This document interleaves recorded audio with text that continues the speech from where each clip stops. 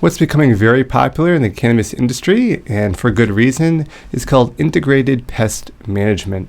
So as a result, the cannabis industry is seeking integrated pest managers to help mitigate pests while minimizing impacts on the plant and final products produced. So if you're interested in learning more about this job, continue watching this DeBacco University video.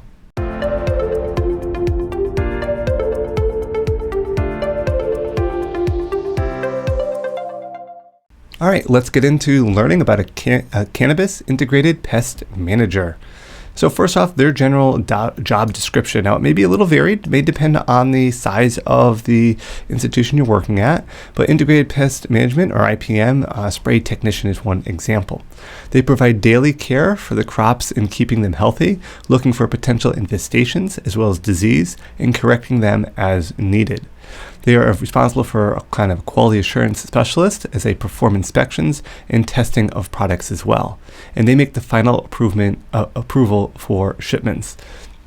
And involved in this, we're looking at that IPM, that pest management communication, trying to mitigate or reduce the chance of any negative impacts on the crop, while also mitigating any sort of negative effects on the long-term end products being produced. For example, spraying pesticides might be a great way to control an insect, but it's going to leave a potential residue. Maybe looking at utilizing cultural practices or beneficial insects might be a great way to get the same level of control for an insect while still reducing the chance of any sort of contaminants being passed on to the final end product. So what are their day-to-day activities? Well, their spray technician is they inspect all plants and rooms. That inspection is very important. Scouting and attention to detail is very important. And if they do find any infestations, they need to assess those infestations and the degree of severity. Also, maintaining records to know when an infestation came in, what room it was in, is important for documentation. They're also involved in taking plant samples, as well as samples of potential disease or insects. And they complete spray assignments when necessary. And they also maintain proper equipment. They assist in data entry and track and trace, which is a very important process of the documentation involved with cannabis. Now, when you're looking at kind of getting into like, oh, have an insect have a disease, go and grab a chemical and spray, that's the very last part, mainly because we have the toxicity level being the greatest. So cultural practices, using good sanitation and habits change and analyzing those is a great initial step. Physical or mechanical ways to kind of eliminate a problem, then looking at biological means, and then chemicals kind of the last resort, and kind of the conventional method is the absolute last resort. Why? Because it may take care of the problem, but it may have other negative side effects to the final crop or production process. So what's the qualities that a person must have if they're looking at pursuing this as a potential career? Well, a bachelor's degree in biological sciences or agricultural sciences is usually required. Basic knowledge of plant pathology and pest identification. Knowledge of associated safety precautions.